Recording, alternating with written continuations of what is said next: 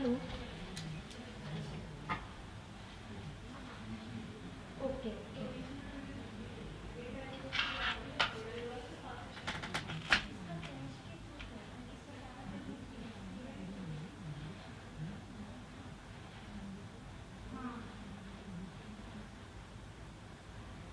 हाँ कि वो अगले उसमें देगा वो हमें। हाँ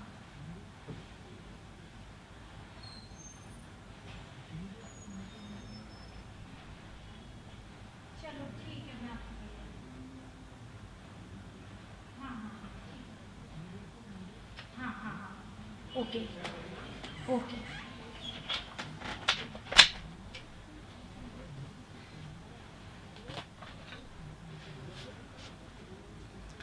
हाँ जी, गुड इवनिंग। बिल्कुल नमस्ते, गुड इवनिंग आप सबका आपके अपने यूट्यूब चैनल सुमन लता यादव हिंदी क्लासेस में हार्दिक स्वागत, हार्दिक अभिनंदन। गुड इवनिंग, नमस्ते, जय माता दी। कैसे हैं आप सभी? बढ़िया हैं? गुड इवनिंग, जय जीन माता। बिल्कुल वीडियो शेयर कर दीजिएगा, चैनल सब्सक्राइब भी कर दीजिएगा। ये क्लास अपनी कल होने वाली थी जो किसी कारणवश नहीं हो पाई, तो मैंने आज ले ली है। रीति काल हम देख रहे हैं, इसमें लगभग कोशिश कर रहे हैं कि क्वेश्चन हमारे क्लियर हो जाएं। हाँ, कोई रीजन रहा था जिसकी वजह से मैं नहीं आ पाई थी। अब हम यहाँ से शुरुआत करते हैं। लाइव क्लास आज तो मैंने ली है, कल मैंने नहीं ली थी। मैं बिल्कुल बढ़िया हूँ, आप सब कैसे हैं? जय माता दी, खाटू श्याम जी की भी जय। अच्छा शिवराज, आपको आज ही क्लास का पता चल पाया, चलो अच्छी बात है। हिंदी कमजोर है तो रेगुलर पढ़ो, अच्छी हो जाएगी। क्या बात है। अब ये फर्स्ट ग्रेड का ही तो है शिव शंकर, और क्या अपन कर रहे हैं, कोशिश तो है ना। अब फर्स्ट ग्रेड में सेकंड ग्रेड में कुछ विशेष अंतर तो होगा नहीं, आपको भी पता है उपन्यास विधा वो है, तो उन बच्चों के लिए भी है ही ये तो चीजें। चलिए, ये सिर्फ फर्स्ट ग्रेड ही लिखें, तब आप खुद तसल्ली होगी कि हाँ ये चीज है। कामायनी मैंने पढ़ाना शुरू कर दिया है, और जो बैच रिकॉर्डेड है उनमें 1-2 दिन में वो चीज आ जाएगी। मैं बिल्कुल बढ़िया हूँ, वीडियो शेयर कर दो बिल्कुल जल्दी जल्दी, चैनल सब्सक्राइब भी कर दो। हाँ वैसे तो हमने लास्ट क्लास भी लंबी ही ली थी साहित्य की, आज ये सेकंड है, बस उस पर लिख नहीं पाए थे। मेरा मूड बढ़िया है नीलू। चलिए अब शुरुआत करते हैं जरा एक बार हम लोग यहाँ से। रीति काल का है, देखिए। सर्वप्रथम देव ने किस राजा का आश्रय ग्रहण किया था? भोगीलाल, भवानीदत्त, आजम शाह, कुशल सिंह। ये 4 ऑप्शन हैं आपके पास, जरा जल्दी जल्दी उत्तर बता दीजिए। हाँ कल क्लास नहीं थी इसीलिए आज वापस से लिए। जल्दी आंसर, जितनी जल्दी बताओगे उतना ही बढ़िया बेटा, बहुत बढ़िया है। 119 में से 81 बढ़िया है। ऐसे नहीं है, ज्यादातर टेस्ट सीरीज में आरोही अवरोही क्रम में है, और टेस्ट सीरीज का टेम्प खुल गया है फर्स्ट ग्रेड का।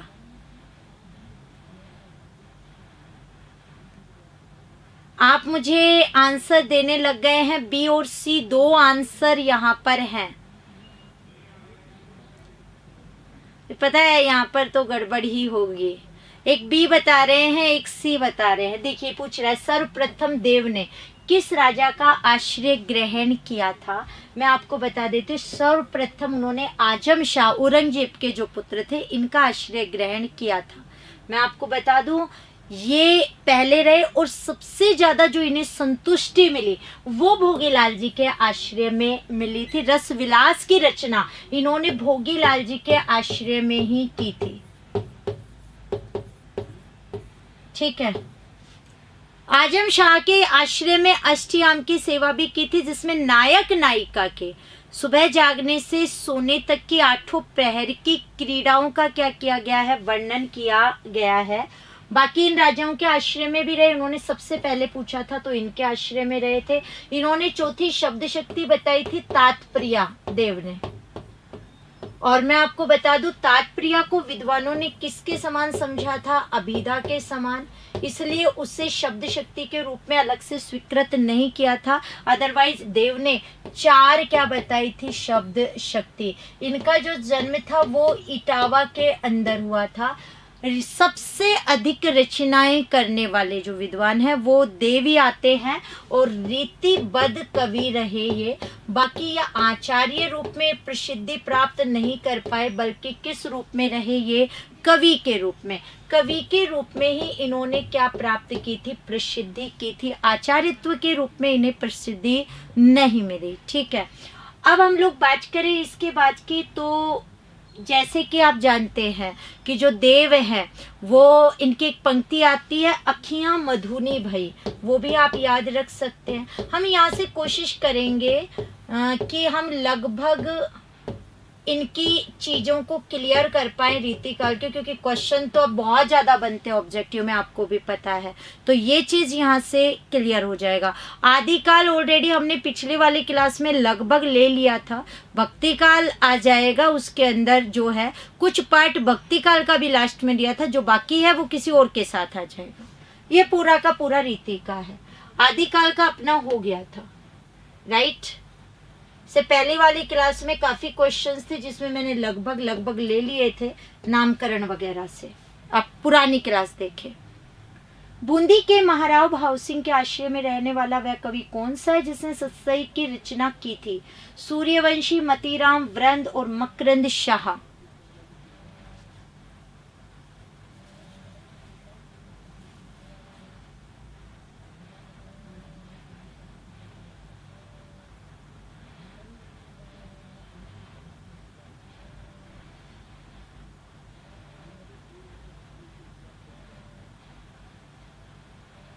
लैब असिस्टेंट का रिजल्ट आ गया, बहुत अच्छी बात है।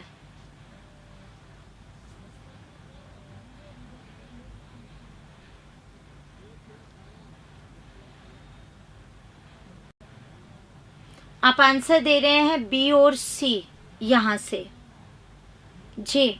वैसे लगभग का आंसर सही है, मतीराम। मतीराम वैसे रीतिकाल के अंतर्गत 2 हुए हैं। मैं यहाँ जिस मतीराम जो बूंदी के महाराज भाव सिंह के क्या रहे थे? आश्रय में रहे थे, और इन्हीं के आश्रय में इन्होंने लिखा था ललित ललाम, जिसका आधार था अप्य दीक्षित के कुवल्यानंद। अप्य दीक्षित की कुवल्यानंद को आधार बना करके इसकी क्या की गई थी? रचना की गई थी। लाक्षणिक ग्रंथ है, अलंकारों का क्या था? वर्णन था इसके अंतर्गत। तो मतीराम जी के आश्रय, मतीराम जो है वो बूंदी नरेश महाराज भाव सिंह के आश्रय में रहे थे। वैसे बात करें तो चिंतामणि और भूषण इन्हीं के इस परंपरा में क्या हैं? भाई हैं। और ये कैसे कवि रहे हैं? रीतिबद्ध। ये रीतिबद्ध कवि रहे हैं। इनकी एक रचना है रस राज, जिसे पहली रचना भी माना गया है रीतिकाल की। 1590 ईस्वी का टाइमिंग माना जाता है रस राज का, तो पहली इनकी रचना है इसके अंतर्गत। हाँ, 1661 आपने टाइम बताया, बहुत ही अच्छी बात है। बिल्कुल टाइमिंग आप याद रख सकते हैं। 1661 उसके अंतर्गत ललित ललाम का। नहीं कहेंगे किसका? इसका तो बता दिया 1590 ईस्वी। 57 वर्ष जोड़ोगे तो संवत में टाइमिंग आ जाएगा। तो मतीराम ने यहाँ पर लिखी थी सतसई, और उसका आधार रखा था इन्होंने बिहारी सतसई की। जो बिहारी सतसई है बिहारी जी की, उसको आधार बनाकर इन्होंने लिखा था मतीराम सतसई। तो खुद के नाम से इन्होंने इसकी क्या की थी? रचना की थी। तो मतीराम सतसई लिखा था इन्होंने। वीडियो शेयर कर दीजिएगा, क्योंकि सभी को ये भी नहीं पता टाइम चेंज हो गया यूट्यूब पर। आगे देखो, रीतिकालीन वह कौन सा कवि है जो अनेक आश्रयदाता के यहाँ भटकते हुए भी काव्य रचना में निरंतर प्रवृत्त रहा?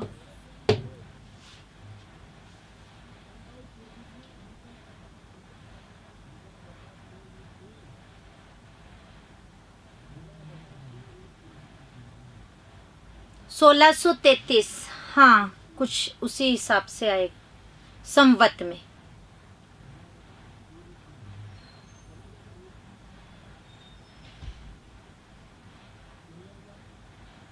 ए सी,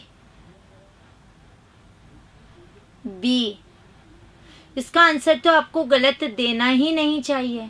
आप घनानंद भी दे रहे हैं।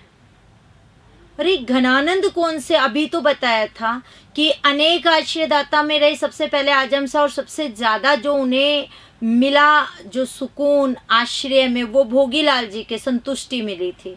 देव, आप घनानंद कैसे बता रहे हैं? देव है ना, अनेक आश्रयदाता के यहाँ भटके थे और सबसे ज्यादा जो संतुष्टि मिली थी वो भोगीलाल जी के उसमें मिला था। बेटा मुझे जीके की कोई बुक का ध्यान नहीं है।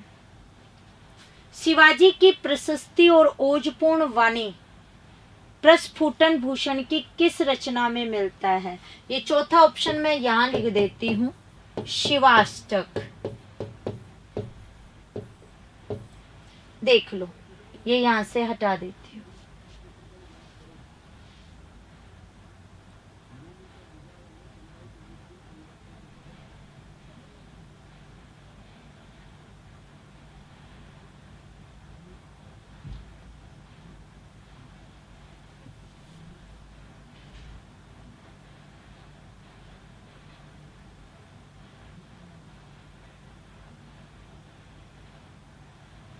अब सेकंड ग्रेड का दोबारा बैच शुरू होने का और भी कोई चांस है क्या बेटा?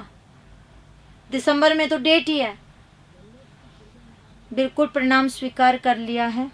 3 और ए आप मुझे जवाब दे रहे हैं, ए और 3। Good evening, good evening. कोई कह रहा है शिवराज भूषण और कोई कह रहा है शिवा बावनी। मुझे भी पता था इन दोनों के अंतर्गत आप कंफ्यूज होंगे। वैसे मैं आपको बता दूं, शिवाजी की अगर हम लोग बात करें तो रीतिकाल के एकमात्र वीर रसात्मक क्या कहलाए? कवि कहलाए। अगर कहें छत्रसाल, शिवाजी, साहू जी के ये क्या रहे? आश्रय के अंदर रहे। इनकी पालकी को कंधा दिया था छत्रसाल ने, तभी कहा था शिवा का गाऊं या छत्रसाल का गाऊंगा। तो ये यहाँ पर ध्यान रखिएगा, वीर रसात्मक कवि हो गए हैं। और जो शिवाजी हैं, इन्हें भूषण वाली जो है वो उपाधि, क्योंकि अगर कहें शिवाजी की प्रशस्ति जो गाने वाले हैं, मैंने शिवाजी का बोल दिया, सॉरी, भूषण। जो शिवाजी की प्रशस्ति गाई वो किसने गाई थी? भूषण। मैं भूषण के बारे में बता रही हूँ आपको, वो टिक गलत जगह हो गया था, यहाँ से कर देती हूँ। तो वीर रसात्मक कवि हैं जो भूषण है, और इन्हें भूषण की उपाधि दी थी चित्रकूट के सोलंकी राजा रुद्रदेव शाही ने। जो चित्रकूट के राजा थे, इन्होंने इन्हें क्या दी थी? भूषण की उपाधि दी थी। ठीक है, रुद्रदेव इनको कहा था। शिवराज भूषण इनका एकमात्र लक्षण ग्रंथ है। कई बार क्वेश्चन आता है कि भूषण ने लक्षण ग्रंथ कौन सा लिखा, तो नाम आता है शिवराज भूषण। मैंने पूछा शिवाजी की प्रशस्ति और ओजपूर्ण वाणी का प्रस्फुटन जो भूषण ने किया है वो किया है शिवा बावनी में। तो ये शिवा बावनी आपसे पूछे लक्षण ग्रंथ कौन सा है, तो शिवराज भूषण। ठीक है, तो वो चीज यहां से है। आगे की बात करते हैं। नहीं बेटा, मैं इस वाले की बात नहीं कर रही हूँ। मैं सेकंड ग्रेड का कोई बच्चा पूछ रहा था, आप अदरवाइज मत लेकर जाया करो कि किसकी बात कर रही हूँ। कोई सेकंड ग्रेड वाले की बात कर रही हूँ, दिसंबर की, वहां पर अक्टूबर की बात नहीं कर रही, वो फर्स्ट ग्रेड का है। समझ में आई बात आपको? तो ये क्वेश्चन सारे इनके यहाँ पर आ गए हैं।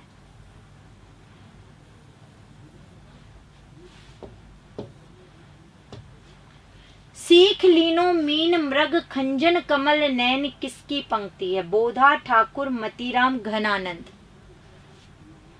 शिवराज भूषण 1673 में है। हाँ ये ठीक है, आप चाहें तो वो याद रख सकते हैं। टाइमिंग तो आप इसका रख सकते हो याद। जल्दी से उत्तर बताओ। राम राम बीनू, वीडियो शेयर कर देना, चैनल सब्सक्राइब भी कर देना जल्दी से। हाँ जल्दी जल्दी उत्तर दे दो भाई। B C, good evening. D, oh god, रीतिकाल की पंक्तियां बहुत आती हैं, तो मैं फेमस पंक्ति जो इनकी हैं उनकी बात करूंगी। फर्स्ट ग्रेड की डेट दे चुके हैं, चांदनी देख लो अक्टूबर के अंदर।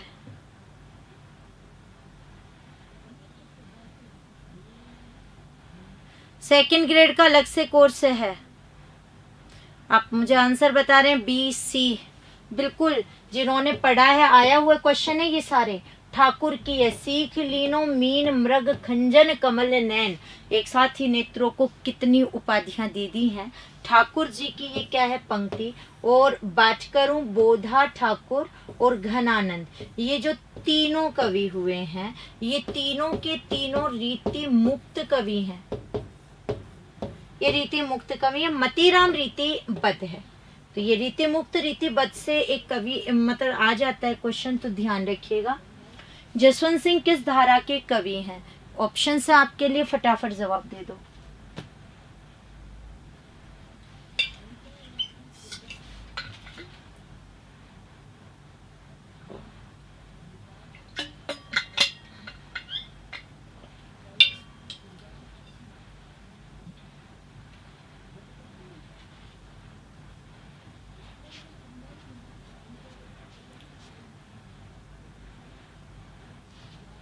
वेरी गुड, आप मुझे जवाब तो देने लग गए हैं सारे के सारे बच्चे, ये अच्छी बात है।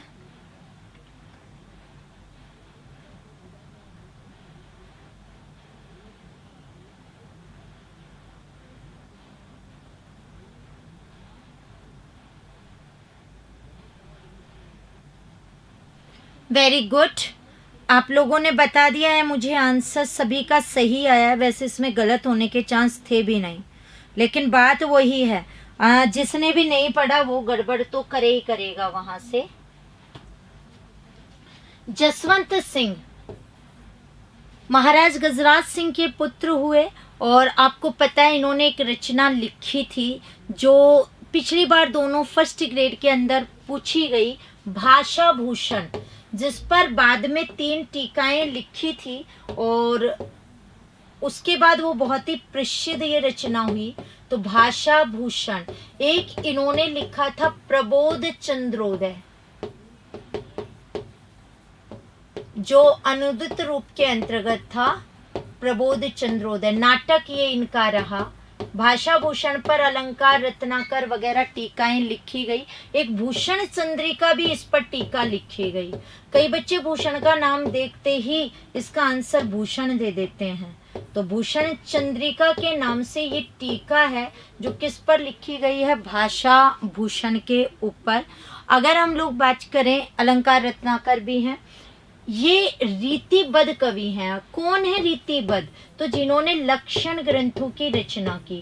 लक्षण ग्रंथ पर बात करें तो मैं आपको बता दूं, रीति का शाब्दिक अर्थ होता है काव्यांग निरूपण। वैसे मैंने वो क्वेश्चन लिए हैं यहाँ पर जो हमने पहले ऐसे किए नहीं। इसका टाइमिंग की बात करें तो शुक्ल ने रीतिकाल का जो टाइमिंग बताया था वो कहाँ से कहाँ तक का बताया था, तो 1700 से 1900 संवत टाइमिंग रहा रीतिकाल का शुक्ल के अनुसार। ब्रज भाषा का क्या कहलाया था, स्वर्ण काल। लगभग सारी रचनाएं किस में हुई, इनकी ब्रज भाषा के अंतर्गत हुई थी। इसके अलावा कहें यहाँ पर हम लोग तो जो ये रीतिकाल है, इसके पतन का प्रमुख जो कारण रहा वो था लोक कल्याण की भावना का अभाव। लगभग जो कवि थे वो राजाओं के आश्रय में रहते थे, और जैसा चाहते थे राजा वैसी ही ये क्या करते थे, बच्चों रचनाएं लिखते थे। तो ये अभाव है, ठीक है। तो वैसा ही ये क्या करते थे, लिखते थे। काव्यांग निरूपण पर अगर बात करें रीति का शाब्दिक अर्थ, तो काव्य के अंगों का निरूपण यानी वर्णन करना। काव्य के अंग कौन से होते हैं, रस, छंद, अलंकार, शब्द शक्ति, इनके जो रूप हैं वो हैं। रीतिकाल के कवियों को कहा गया है शुद्ध भाषा का ज्ञान नहीं था, शुक्ल जी ने कहा इनके बारे में, और 3 भागों में इसे बांटा गया था। रीतिकाल जो नामकरण है वो शुक्ल की देन है, बाकी वो प्रभावित हुए रीति काव्य से, जो ग्रियसन का क्या था, नामकरण दिया हुआ था। तो ये चीज आप ध्यान रखना। तो जो लक्षण ग्रंथ लिखने वाले हैं वो रीतिबद्ध हुए। रीति सिद्ध में एक ही नाम आता है, बिहारी का रीति या लक्षण ग्रंथों का ज्ञान था, पर लिखा नहीं, लिखा इन्होंने स्वानुभूति के आधार पर। एक ही रचना लिखी थी बिहारी सत्सई, उसी से ये प्रसिद्ध हो गए। और रीति मुक्त स्वच्छंद प्रेम की विचारधारा का वर्णन करने वाले, तो स्वच्छंद विचारधारा के कवि, और ये प्रेम में प्रभावित हुए थे फारसी शैली से। फारसी कहें तो आप लोगों ने देखा है भक्ति काल में जायसी वगैरह, तो उन्होंने प्रेम का वर्णन किया, ये उन्हीं से क्या थे, प्रभावित थे। आप साहित्य को याद कैसे करेंगे, ये बहुत अच्छा प्रश्न है। जितना हो सके क्लियर करें, टॉपिक टू टॉपिक, अपने आप ही हो जाएगा क्लियर। प्रैक्टिस चाहिए बस, और कुछ भी नहीं है, ठीक है। तो आंसर हमारा हो गया रीतिबद्ध। बोधा रसोन्मत्त कवि है, किस आलोचक ने कहा है?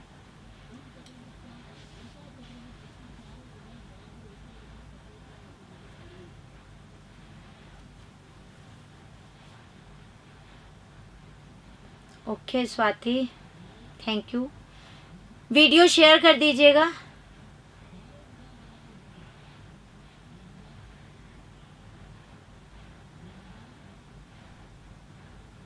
प्रैक्टिस करो, याद हो जाएगा। हाँ रेखा, शायद आज डाल दी होंगी बीए की भी सारी पीडीएफ।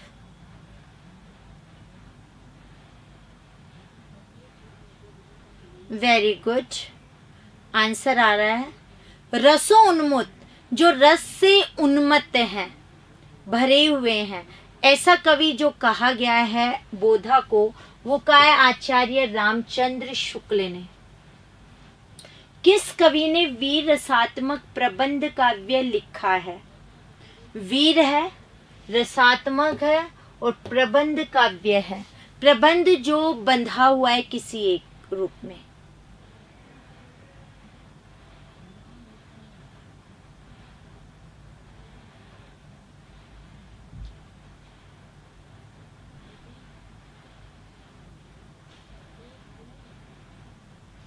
आंसर जल्दी जल्दी जी। मेरे पास आंसर आ रहा है 3 नंबर, 1 और 4, बस ये आंसर सारे हैं, और कोई तो आंसर ही नहीं दे रहा है। क्यों भाई, ऐसा क्यों है?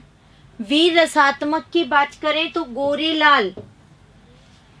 गोरेलाल ने वीर रसात्मक काव्य लिखा है। अभी तो बताया बोधा घनानंद तो स्वच्छंद प्रेमवादी हैं, और जो स्वच्छंद प्रेम पर लिखने वाले हैं वो वीर रस पर नहीं लिखेंगे, और वीर रस पर नहीं लिखेंगे तो इसका मतलब बचा हुआ कौन बच गया? गोरेलाल।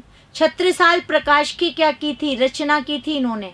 जो छत्रसाल प्रकाश है वो वीर रसात्मक क्या है, रचना है। तो गोरेलाल ने लिखा था छत्रसाल प्रकाश, तो ये इसका आंसर है, छत्रसाल प्रकाश वाला गोरेलाल। हरिचरण दास ने बिहारी सत्सई की टीका किस नाम से लिखी है? हरि सिंह टीका, हरि प्रकाश टीका, हरिचरण टीका और हरप्रसाद टीका। जल्दी जल्दी आंसर।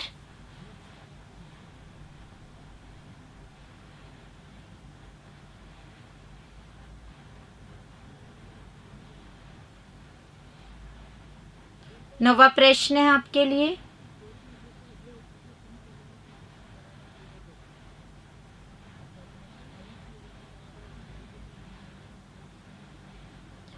आप आंसर दे रहे हैं CBD। रीट का रिजल्ट भी जल्दी आ जाएगा।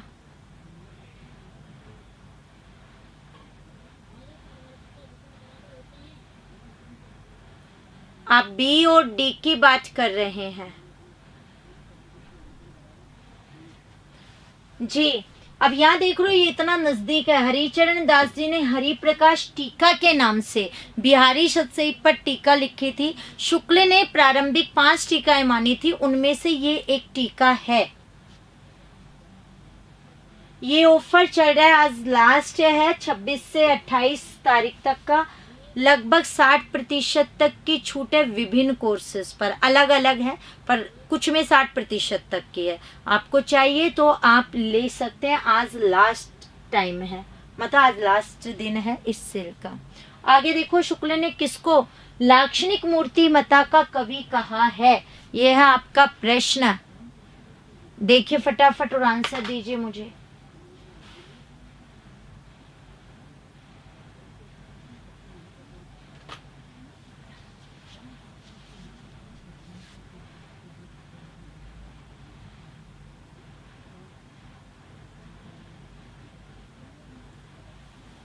जल्दी उत्तर दो। बी और डी। Good evening.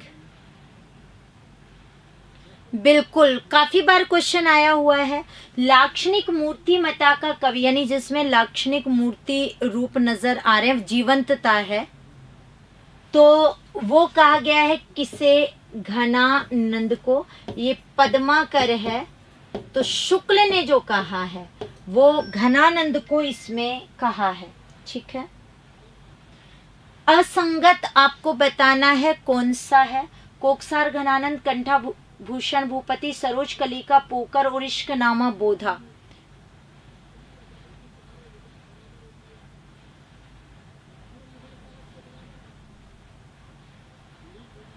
साहित्य में तो छूटी है बेटा, टॉपिक सिलेबस भी तो इतना लेंदी है। जल्दी से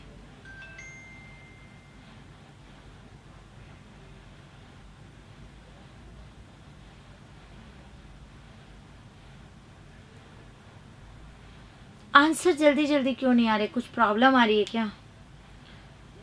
ओके, आंसर आ गए हैं। डी आ गया है, सी आ गया है। एक्चुअली मैं चाह रही हूँ क्वेश्चन ज्यादा है, तो आप जितनी जल्दी उत्तर देंगे उतनी जल्दी क्लियर हो जाएगा। एक दो तो दो। सी देखिए, घनानंद की कोकसार है, कृपकंज या कृपाकंज भी कई जगह लिखा हुआ है, ये भी इनकी आती है। कई जगह कोकसार की जगह लोकसार लिखा हुआ है। कंठा भूषण भूपति का है। इश्क नामा बोधा का है। इश्क लता, इश्क लता जो है वो घनानंद का है।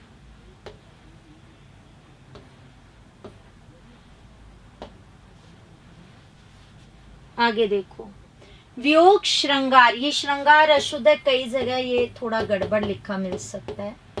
का प्रधान मुक्तक कवि आचार्य शुक्ल ने किसे कहा है?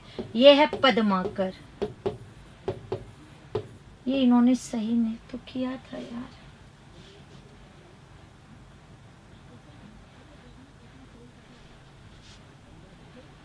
देखिए जरा फटाफट।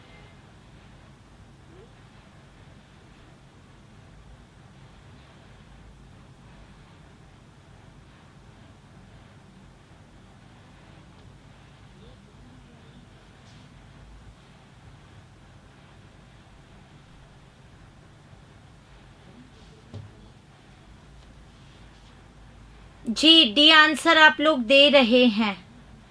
ओके, घनानंद वाला इसके अंदर बिल्कुल। वियोग श्रृंगार, ओ सॉरी, अपना वो निकल गया। तो वियोग श्रृंगार का प्रधान मुक्तक कवि आचार्य शुक्ल ने किसे कहा है? तो वियोग श्रृंगार की संपूर्ण अवस्थाओं का चित्रण करने वाले घनानंद जी हैं, तो आंसर है इसमें घनानंद। रीति निरूपक ग्रंथ लिखने वाला निम्बार्क संप्रदाय का रीतिकालीन कवि कौन है? अब इसमें वो नहीं है जो आप जानते हैं। टीना दादी, केवल ऑब्जेक्टिव होगा, थ्योरी तो जिसको पढ़नी है वो पढ़ चुका है फर्स्ट ग्रेड में, और थ्योरी में भी यहाँ पर जिनके जो क्वेश्चंस बन रहे हैं वो मैं बता रही हूँ।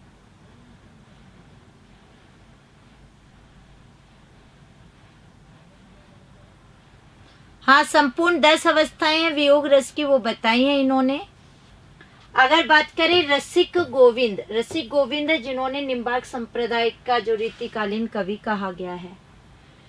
बेनी प्रवीण की तुलना आचार्य शुक्ल ने किन दो कवियों से की है?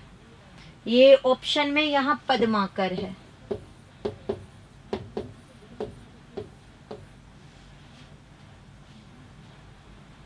ये भी पद्माकर है, मुझे अब देखनी पड़ेगी एक बार, बंद करके खोलना पड़ेगा। आंसर दे दीजिए, सी और डी। बेनी प्रवीण की अगर हम बात करें तो तुलना की है मतीराम और पद्माकर से इन्होंने। और एक बार आप थोड़ा सा, पर वो तो हुई नहीं होगी ना। आगे देखो, अभिधा उत्तम काव्य है, मध्य लक्षणालीन पंक्ति है।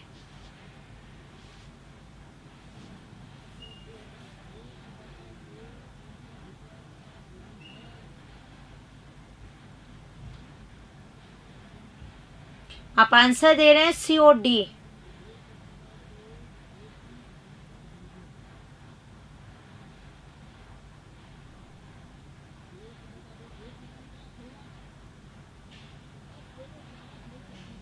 सी और बी दो उत्तर आ रहे हैं। अभिधा उत्तम काव्य है, मध्य लक्षणालीन। अभी बताया था अभिधा को उत्तम माना था, तात्पर्य चौथी शब्द शक्ति जो देने वाले हैं उनकी। तो अगर हम लोग बात करें यहाँ पर तो जो आंसर आएगा वो किसका आएगा? देव का। देव ने 4 शब्द शक्तियां मानी थी, अभिधा को क्या माना था? उत्तम माना था। ढेल सो बनाए आए मेलत सभा के बीच, लोगन कवित कीनो खेल करी जानो है। इस पंक्ति के अंतर्गत बात की है, ये बहुत बार आती है, लोगन कवित कीनो खेल करी जानो है। ठाकुर बोधा आलम घनानंद, किसकी पंक्ति है? कवित और सवैया रीति काल के प्रसिद्ध कहें छंद या अलंकार। चलो वो पता है आपको, छंद है तो कवित और सवैया छंद का प्रयोग रीति काल में किया गया ज्यादातर। दोहे बिहारी जी ने ही लिखे, बाकी ज्यादातर कवित और सवैया है। वेरी गुड, आंसर आ चुका है मेरे पास ठाकुर। बिल्कुल, अगर कहें इनकी रचनाओं का संकलन किया था लाला भगवान दीन ने।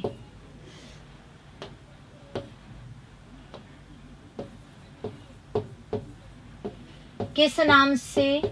ठाकुर ठसक नाम से किया था, ठीक है, लाला भगवान दीन ने। तो ये ठाकुर ठसक वाला रूप आ जाएगा। लोकोक्ति और मुहावरों का सुंदर प्रयोग भी ठाकुर की रचनाओं में देखने को मिल जाता है। तो आप ये भी ध्यान रख सकते हैं कि लोकोक्तियों का सुंदर प्रयोग किसकी रचनाओं में देखने को मिला। तो ठाकुर, ये बता ही चुके हो, ये रीति मुक्त कवि हैं। ठीक है, आगे की बात है। जान मिले तो जहान मिले, नहीं जान मिले तो जहान कहाँ को, पंक्ति है।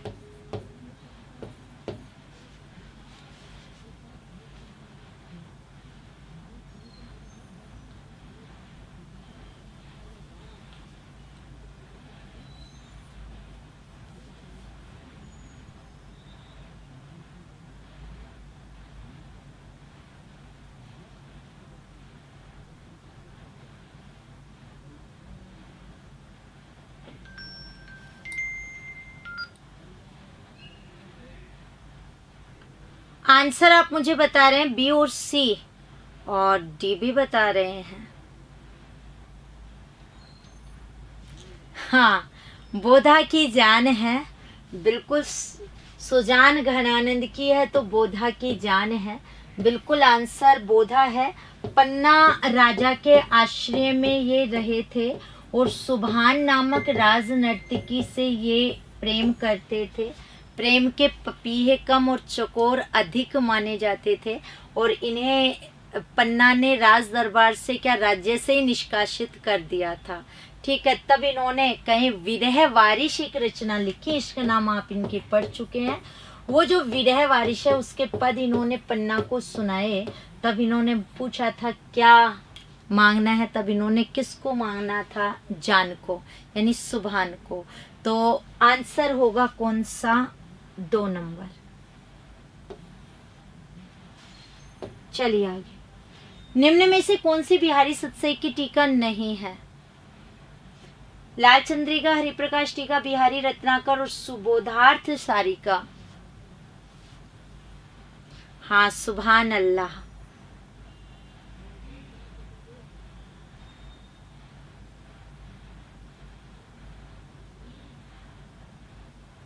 राजेंद्र 6 बार आधुनिक काल पढ़ लिया, बहुत अच्छी बात है बेटा, बस समझ करके पढ़ना है, रटना नहीं है।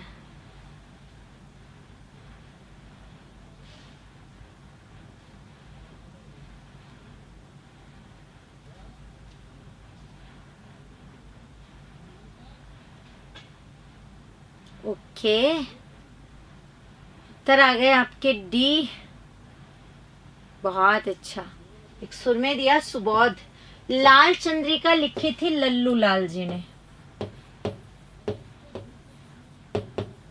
कौन सी भाषा में लिखी थी? खड़ी बोली में। हरि प्रकाश जी का आइडिया बिहारी रत्नाकर, जगन्नाथ दास रत्नाकर ने 29 में लिखा था और कहीं आधुनिक काल में लिखा था। और बिहारी सत्सई पर सबसे प्रामाणिक जो टीका मानी जाती है, वो प्रामाणिक टीका किसकी ही मानी जाती है? बिहारी रत्नाकर जो किसकी है, अभी हमने बात कर ली है वैसे, जगन्नाथ दास रत्नाकर की। तो आंसर कौन सा है इसका? एक, सुबोधार्थ। आगे देखो, कुंदन की रंग फीको लगे छलके अति अंगनी चारु गोराई, यह पंक्ति किस कवि की है? ये पद्माकर है। आंसर आपको बताना है।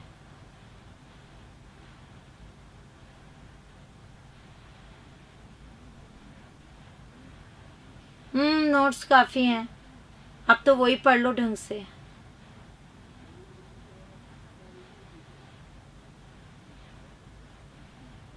विश्लेषण तो बहुत पहले से डाल रखा है, मनोविश्लेषण वाली क्लास तो।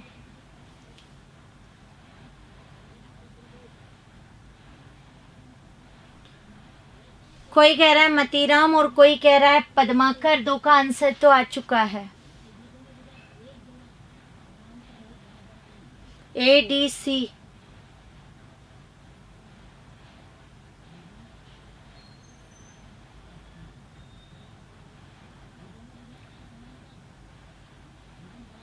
बहुत ही ज्यादा आंसर आ गए आपके तो। ए भी आ गया, बी भी आ गया और डी भी आ गया।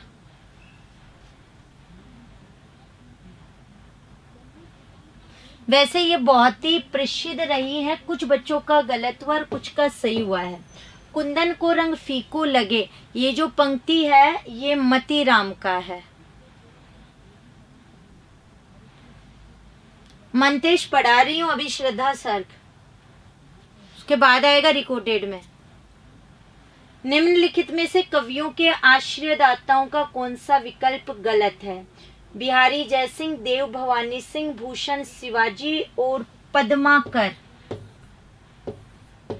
रुद्र सिंह।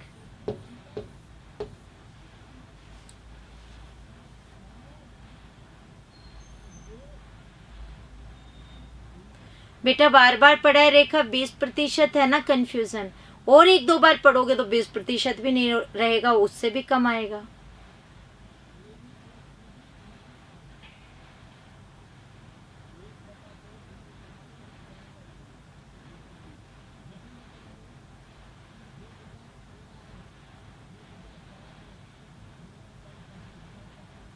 ओके,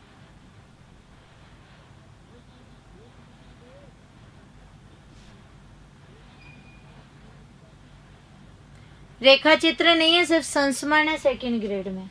पद्माकर, पद्माकर जो रहे वो जयपुर नरेश, जगत सिंह और प्रताप सिंह जो इनके पिता थे, इनके आश्रय में रहे थे। और प्रताप सिंह ने ही इन्हें उपाधि दी थी कविराज शिरोमणि की।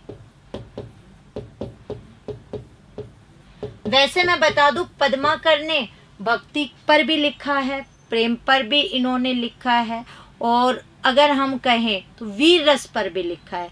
तो भक्ति, नीति, वीर तीनों के पार्ट इन्होंने क्या किए हैं? पूरे किए हैं, यानी इन तीनों पर इन्होंने रचनाएं लिखी हैं। ठीक है, अब हम लोग बात करते हैं इससे आगे की।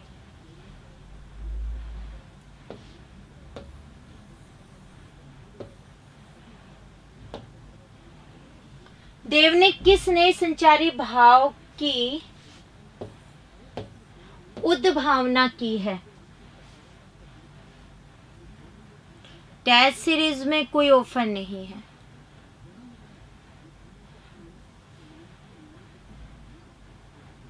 वीडियो शेयर कर देना, चैनल सब्सक्राइब कर देना। ललिता शर्मा ये कॉपी पेस्ट नहीं है।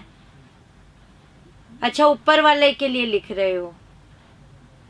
मैं कि ये तो सारे क्वेश्चंस आए हुए हैं एग्जाम्स में, हम क्या कॉपी पेस्ट करेंगे।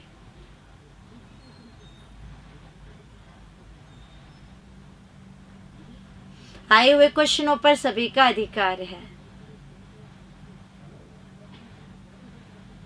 बिल्कुल, छल छल दिया था। जो विद्वानों ने किसके समान माना था? अविहिता, कि अविहिता का ही रूप है इसलिए इसे माना नहीं गया था। तो 34वां संचारी भाव इनका ये था। ठीक है। रीतिकाल की परंपरा में अंतिम श्रृंगारी कवि शुक्ल जी ने किसे मानते हैं?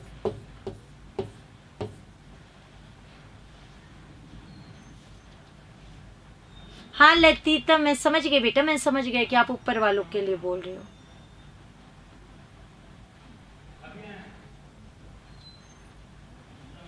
ये पद्माकर है, समझ जाना। पीडीएफ में करेक्शन कराया था लेकिन शायद दूसरी खोल दी उसने।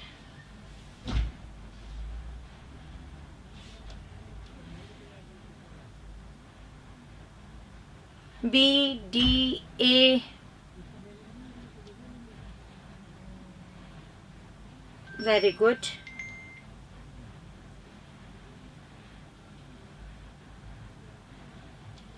शुक्ल का पूछा है। शुक्ल ने अंतिम जो कवि बताया वो पद्माकर को बताया या द्विजदेव को, ये क्वेश्चन है। और इम्पोर्टेंट ये क्या है? प्रश्न है। ठीक है, इसीलिए आपसे पूछ रही हूँ, बहुत सोच समझ के आंसर देना। शुक्ल के अनुसार है, बिना शुक्ल के होगा तो आंसर अलग आ जाएगा, इसीलिए पूछा है।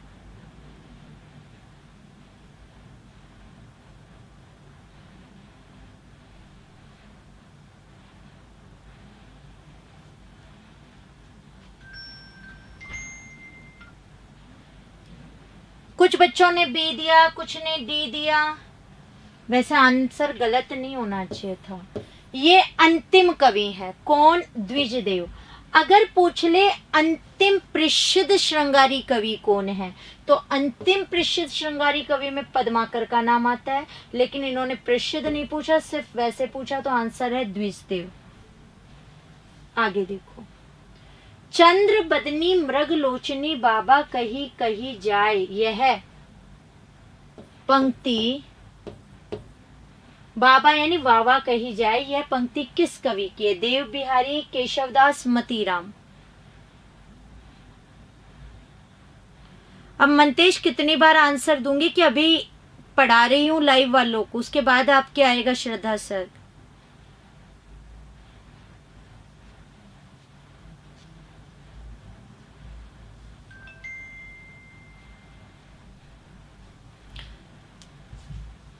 CB।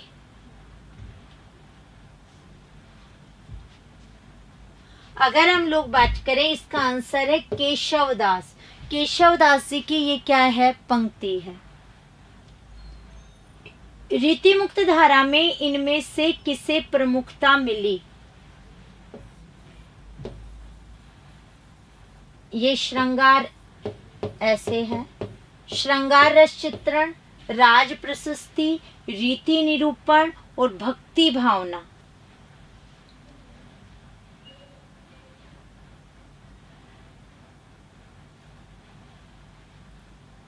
जल्दी से सही कह रहे हो, जल्दी दे दो आंसर।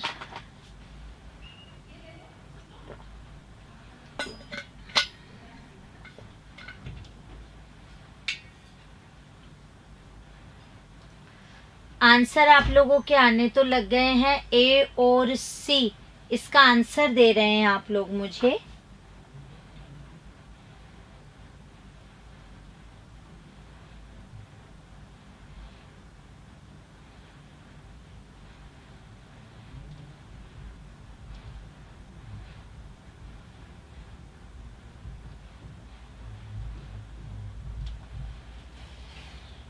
वैसे इसमें आंसर गलत होने नहीं चाहिए थे आपके, हो क्यों रहे हैं ये नहीं पता।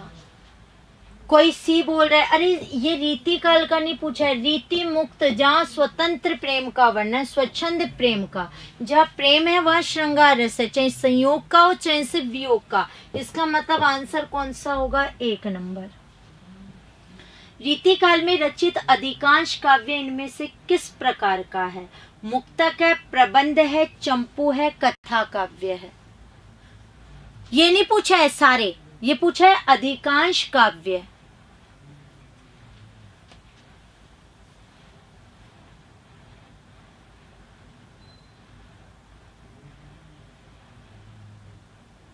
कहानियां डाली हुई है रामराज गुर्जर, दोनों लेवल के, बहुत पहले।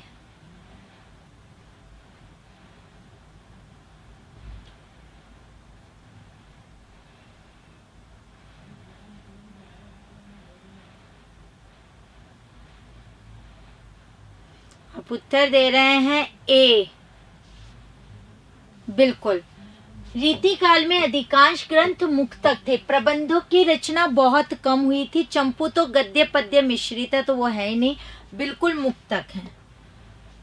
तुलसी गंग दुओ भई सु कविन को सरदार, पंक्ति किसकी है? बहुत बार आई हुई है।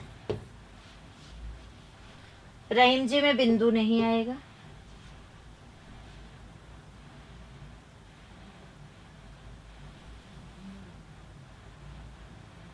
जल्दी आंसर दे दो प्लीज, टाइम पर क्लियर हो जाएंगे।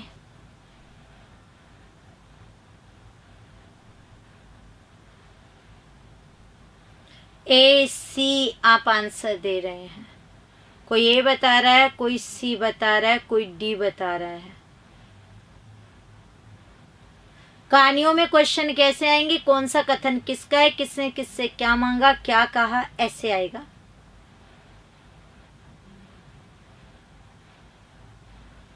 ठीक है, बिल्कुल। भिखारी दास रीतिबद्ध कवि का, इनकी भाषा की प्रशंसा की है शुक्ल ने।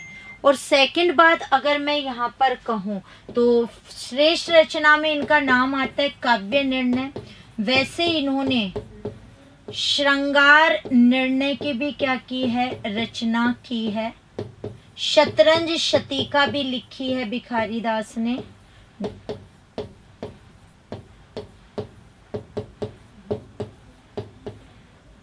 एक छंदो अर्णव, छंद शास्त्र पर लिखा था इन्होंने, छंदो अर्णव पिंगल। अर्णव यानी समुद्र होता है, छंदों का समुद्र इन्होंने लिखा था। तो ऐसे इन्होंने रचनाएं यहाँ पर क्या की हैं? लिखी हैं। तो ये आप ध्यान रख सकते हैं इनकी रचनाएं।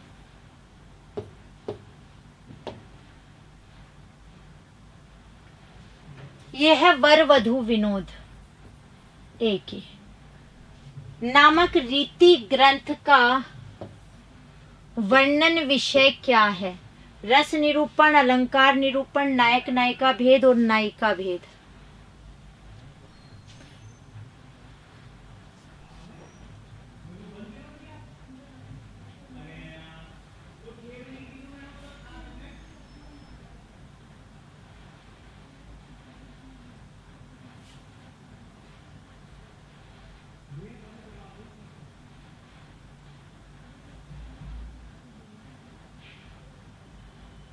CAD।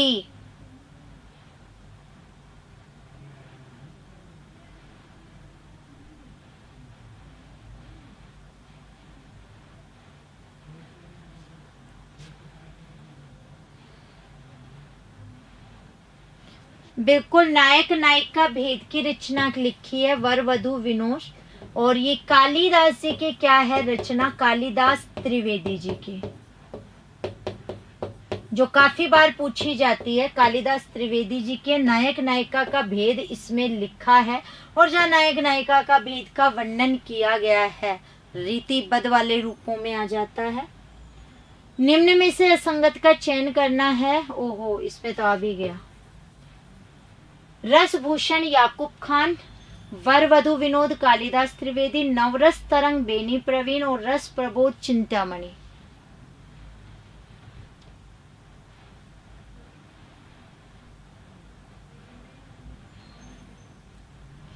ग्रामर का होना चाहिए वेटेज तो ज़्यादा, क्योंकि जो यूनिट हटी है उसमें वही छोड़ी है उन्होंने और बाकी मार्किंग की नहीं, डिवाइडेशन नहीं किया। मेरे हिसाब से सेकंड ग्रेड में व्याकरण का वेटेज ज़्यादा है। पहले भी वैसे उसमें से ऑलरेडी 43-45 क्वेश्चन तो आते ही थे व्याकरण के, पुस्तकों से आ जाते थे, फिर वहां ज़्यादा। ए और सी आप बता रहे हैं। नवरस तरंग तो बेनी प्रवीण की है, रसभूषण याकूब खान के, रस प्रबोध चिंतामणि की नहीं है। निम्न में से असंगत है। व्रत कौमुदी मतीराम, रस सारांश भिखारी दास, व्यंग्यार्थ कौमुदी रघुनाथ और रस राज मतीराम।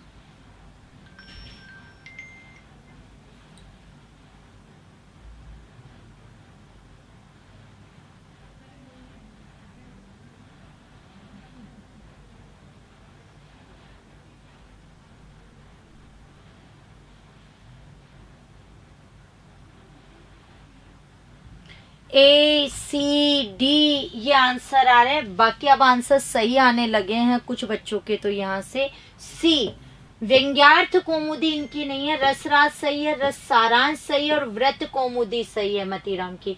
ये एक मतीराम ने अलंकार पंचाशी का भी लिखी है जो दूसरे वाले हैं। भिखारी दास जी का रस सारांश इम्पोर्टेंट है और मतीराम जी की रसराज जो पहला रीति ग्रंथ माना गया है रीति काल का, मतलब धारा में। वैसे जो डॉक्टर नगेंद्र माना और सर्वप्रथम हमने रूप देखे वो इनका नहीं है, वो अगर कहीं कृपा राम का हित तरंगनी है। पर रीति काल की पहली रचना में रसराज आता है और चिंतामणि जी की रचना भी रस वाली जो है वो इसके अंतर्गत आती है।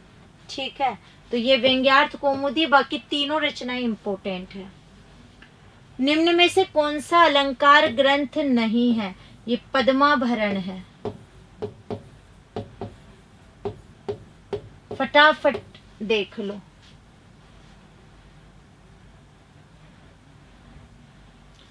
बेटा ऐप में भी लेंगे, अब आपको पता है ना मैं कल तो आपकी यहीं पर ही नहीं ले पाई।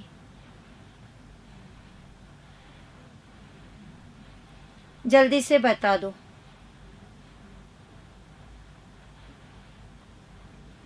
हाँ, व्यंग्यार्थ कौमुदी अभी प्रताप साई की यहाँ पर बात होगी जब पद्माभरण हम पढ़ रहे हैं यहाँ पर, तो वहां से क्लियर हो जाएगा वो आपका।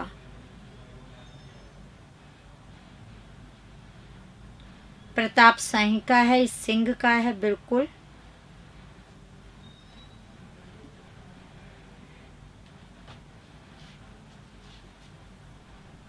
आप मुझे आंसर दे चुके हैं बी सी डी। अलंकार ग्रंथ रस रहस्य नहीं है। अरे नाम ही है रस रहस्य, तो रस का वर्णन है ना, वो तो अलंकार पूछ रहा है। भाषा भूषण तो लक्षण ग्रंथ है ही, उसी का ही है अलंकार का। पद्माभरण भी, वाणी भूषण भी। ये जो पद्माभरण है इसकी रचना के बाद ही प्रताप सिंह ने कविराज शिरोमणि की उपाधि दी थी और प्रताप सिंह की रचना है व्यंग्यार्थ कौमुदी। रस रहस्य में रस का वर्णन है। गिरधर कविराय की रचनाएं किस छंद में है? गिरधर कविराय ने सतसई लिखी, कौन सा छंद लिखा है?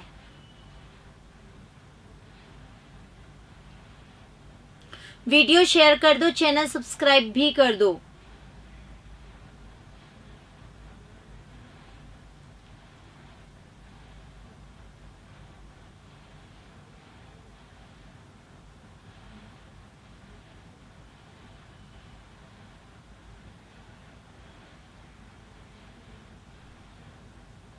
एक्चुअली आपने ध्यान नहीं दिया ना, रस वाली रचनाओं में लगभग रस का नाम लिखा हुआ है। वैसे मैं आपको बता देती हूँ, छंद वाली रचनाओं में छंद या पिंगल शब्द का प्रयोग है, बाकी बचे हैं वो अलंकार ग्रंथ आ जाते हैं। वेरी गुड, आंसर सही आ रहा है। कुंडलियां, अरिल तो आदिकाल में प्रयुक्त होने वाला छंद था। कवित्र रत्नाकर, कवित्र रत्नाकर लिखा था सेनापति जी ने। का प्रमुख विषय क्या है, प्रतिपाद्य क्या है? सेनापति जी की रचना है। शुक्ल ने इन्हें भक्ति काल की सीमा में रखा है। शुक्ल ने केशव को और सेनापति को, दोनों को ही भक्ति काल की समय सीमा में रखा है। और प्रकृति चित्रण के प्रसिद्ध कवि हैं रीतिकाल में ये।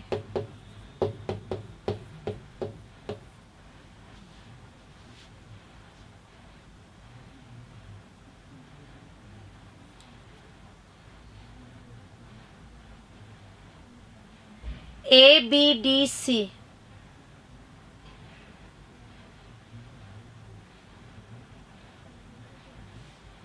कुछ ज्यादा ही आपने बता दिया। अरे कवित रत्नाकर के अंतर्गत राम का वर्णन है, रामायण है ये, रामायण का वर्णन है, राम का वर्णन है। राम है तो कौन सी भावना है? भक्ति भावना, तो भक्ति भावना का है ये।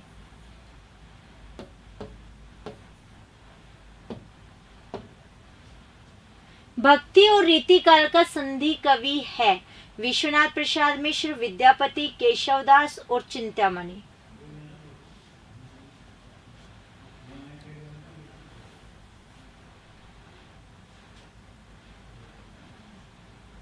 जल्दी जल्दी आंसर दे दो। गलत हो गया तो हो गया, कोई बात नहीं। अब ये देखो आप,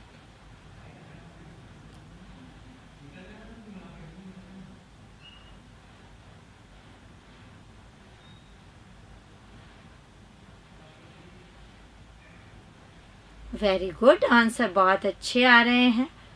कुछ बच्चे बी बता रहे हैं, कुछ सी बता रहे हैं। बेटा बी वाला जो है विद्यापति, ये तो आदिकाल और भक्ति काल का संधि कवि है।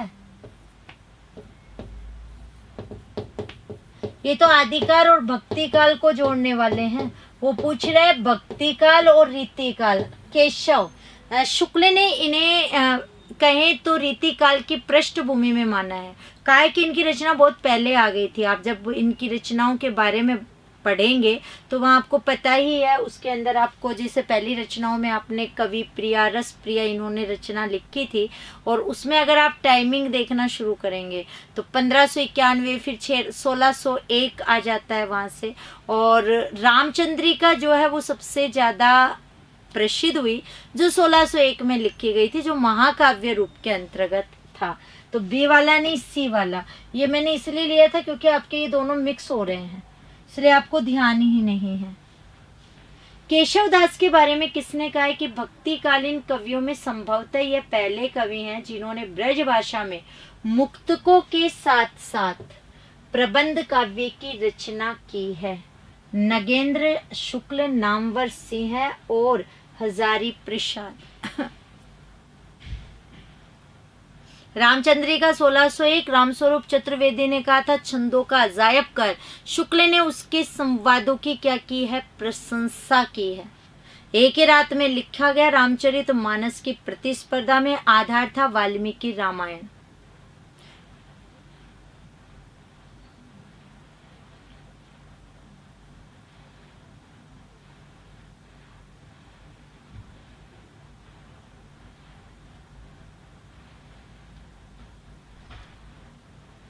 आप आंसर दे रहे हैं बी,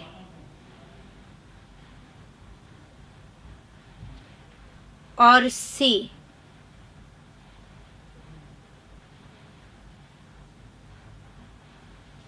जी, ना बी है ना सी है, नगेंद्र आए हैं। इन्होंने कहा है कि ये पहले कवि हैं भक्ति कालीन में, क्योंकि शुक्ल ने इन्हें भक्ति काल में रखा था। जो ब्रज भाषा तो थी ही इनकी, मुक्तक था, और प्रबंध अभी बताया था ना, रामचंद्रिका प्रबंध काव्य है। हाँ, शुक्ल ने नहीं कहा था, नगेंद्र ने कहा है। गोरेलाल पुरोहित किस कवि का नाम है? अभी बात की थी वीर रस की रचना। 50-50 लाइफ लाइन। वाह वाह वाह। आरपीएससी नहीं देगी, हम तो दे देंगे। क्यों नहीं हो जाएगी? अच्छे से हो जाएगी अगर बहुत अच्छे से पढ़ते हो तो। जल्दी से आंसर दे दो भाई।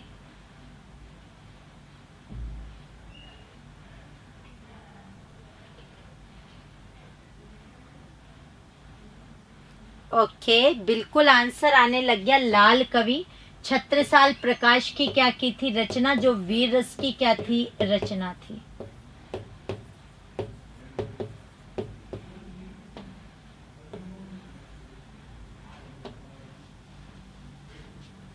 आगे देखो, भारतेंदु के पिता गोपाल चंद्र गिरधर दास ने किस रीतिकालीन कवि का बड़ा स्नेह था? ये है चंद्रशेखर। अब इसने गलत पीडीएफ खोल दी है, मैंने करेक्शन करवा दिए थे। दीनदयाल गिरी, ग्वाल कवि और वृंद। अब दोबारा खोलूंगी तो फिर आपका ये पूरा हो जाएगा, तो यही करेक्शन कर देती हूँ मैं। जल्दी से बता दो।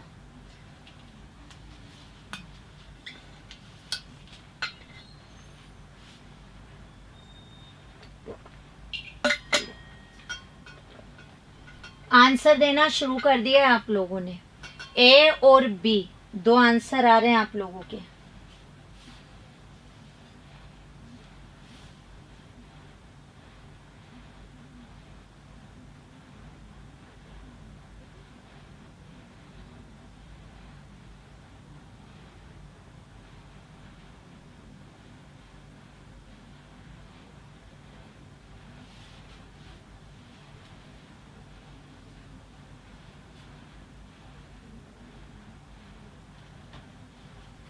आपने आंसर दे दिया अपना अपना ए भी। आंसर है दीनदयाल। गोपाल चंद्र गिरिधर दास जो भारतेंदु के पिता थे, इनका इनसे बड़ा स्नेह था। सर्वांग निरूपक कवि कौन है? जल्दी से बता दो। भिखारीदास, नागरीदास, भूषण और बेनी प्रवीण।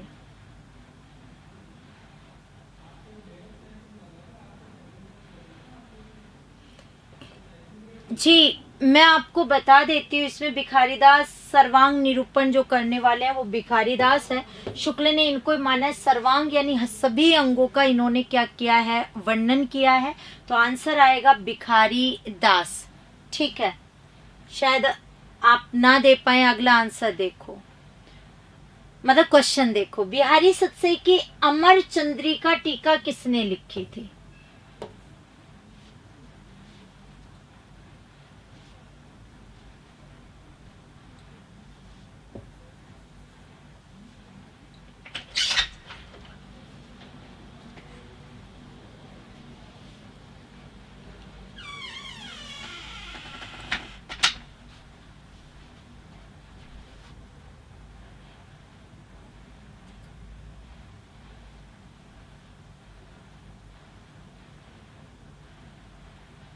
आप जवाब देने लग गए हैं। कृष्ण कवि। अमर चंद्रिका कृष्ण कवि की नहीं है। किस कौन से प्रश्न का आंसर दे रहे हैं आप? कृष्ण कवि की है, सूरती मिश्र की नहीं है, भगवान दीन की है।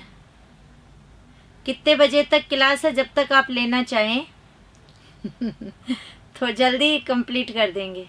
इंग्लिश की क्लास है अभी 7 बजे से।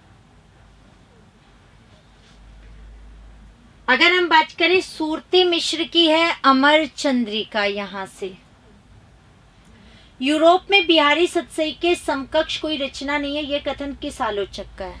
अभी मैं करती हूँ 5 मिनट में सबको बोलना।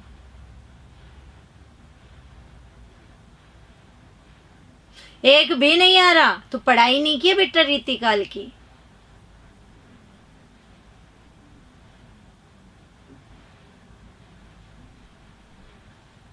अब तो आंसर आप उसका सही देने लग गए। अब इसका बता दो, क्योंकि हमारे पास टाइम कम है।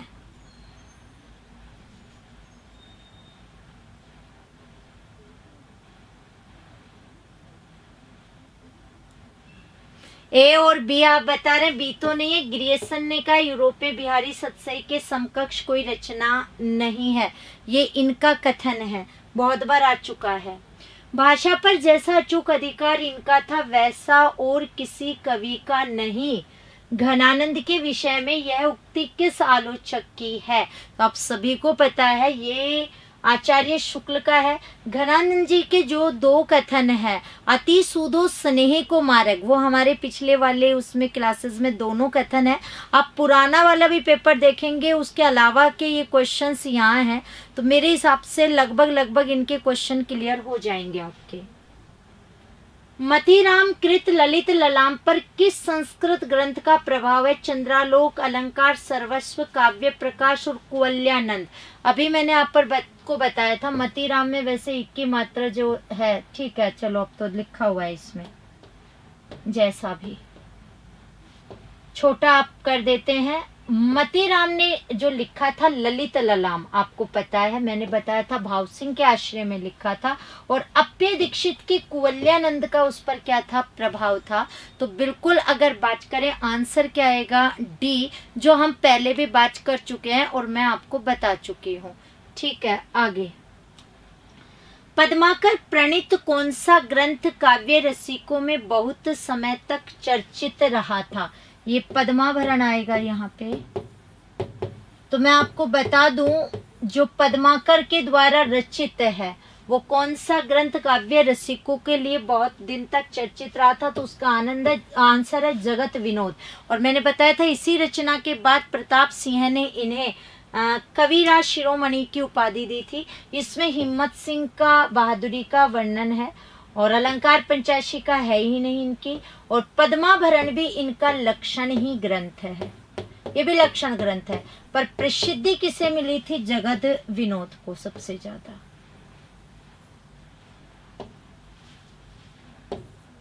ये है पद्माभरण। कवि कुल कंठाभरण किस प्रकार का ग्रंथ है? जल्दी से बता दो। मैं जल्दी जल्दी कर रही हूँ क्योंकि आगे नेक्स्ट क्लास है, तो हम जितना जल्दी हो सके क्लियर कर लें एक बार, क्योंकि बाकी भी वेट कर रहे होंगे। जी जल्दी जल्दी आंसर। बिल्कुल, अगर बात करें कुछ ही बच्चों का आंसर आना शायद शुरू हुआ है, वो भी मुझे नहीं पता है आ रहा है या नहीं आप लोगों का, लेकिन मैं इसमें आपको बता देती हूँ। यहाँ पे आंसर आपका अलंकार ग्रंथ इसके अंतर्गत आ जाएगा। अलंकारों का विवेचन है इसके अंदर।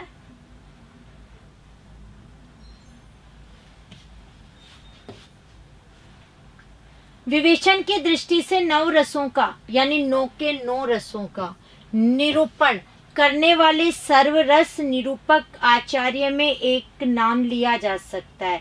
किसका? ये पद्माकर है। पूरे 9 का वर्णन करने में किसका ले सकते हो आप नाम? जल्दी से बता दो मुझे आप लोग।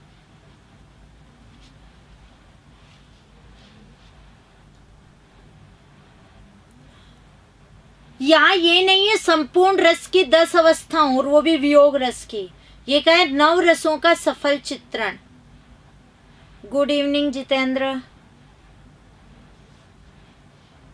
केशव कह रहे हैं नहीं, पद्माकर। पद्माकर इसका क्या है? आंसर है। ये एक में थोड़ा सा मिस प्रिंट है, मतलब उसमें संख्या में एक अगला देखो। रीतिकाल का उल्लेख आचार्य शुक्ल से पूर्व किस विद्वान ने किया है? Good evening, good evening. मुझे जल्दी जल्दी आंसर्स बताने आपको, जिससे क्लियर हो जाए ये अपना।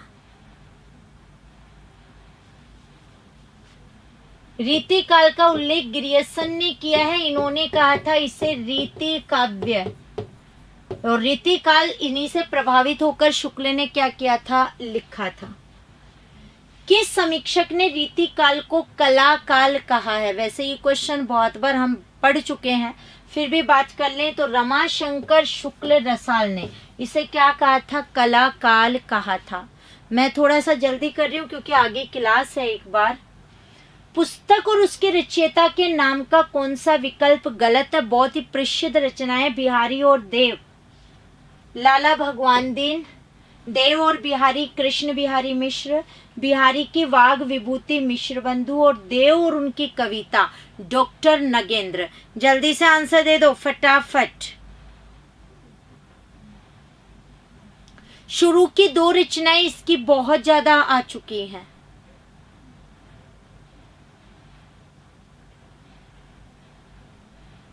फटाफट मैं इसलिए कर रही हूँ, आप तो आराम से आंसर दे देंगे, बट आगे क्लास है। तो मैं बता दूं, बिहारी की वाग विभूति ये मिश्र बंधुओं का है। निम्न में से असंगत है। आर्य सप्तशती, ये आर्य सप्तशती गोवर्धनाचार्य, कृपा कंड जयदेव, चंद्रालोक जयदेव और श्रृंगार सागर गुमान मिश्र। मैं आपको बता देती हूँ, आर्या सप्तशती तो गोवर्धनाचार्य की है। कृपा कंड अभी हमने बात भी की थी, घनानंद जी की है, जयदेव की नहीं है, चंद्रालोक जयदेव की है, जिसका आधार हमने बताया था प्रबोध चंद्रोदय को आधार बना करके ही लिखा है इन्होंने ये चंद्रालोक जो है।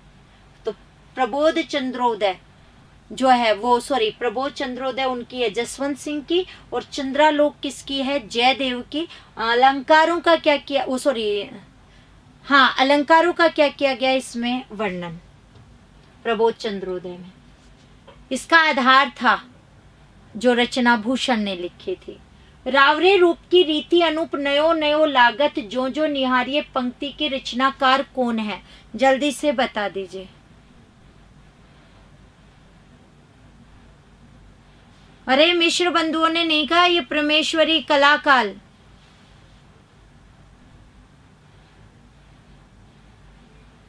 आपने गलत आंसर दिया है।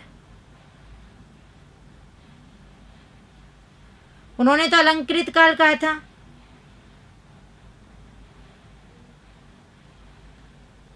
जल्दी से, आपको बहुत जल्दी रहती है, आज मुझे जल्दी है। मतीराम। पंडित विश्वनाथ प्रसाद मिश्र द्वारा घनानंद की समस्त रचनाओं का संपादन किस ग्रंथ के रूप में किया गया है? घनानंद चयनिका, भोगपरक, घनानंद वाणी और घनानंद ग्रंथावली। तो विश्वनाथ प्रसाद मिश्र ने किस नाम से किया था? घनानंद ग्रंथावली के नाम से किया था। तो हमारे एक को सीरीज में गड़बड़ थी, तो टोटल 50 क्या हो चुके हैं क्वेश्चन। तो ये मैंने आपको यहाँ पर बता दिया है, और आप वीडियो शेयर कर दीजिएगा। अब नेक्स्ट क्लास अपनी यहाँ पर लगेगी, अपना ध्यान रखिएगा। राम राम सा।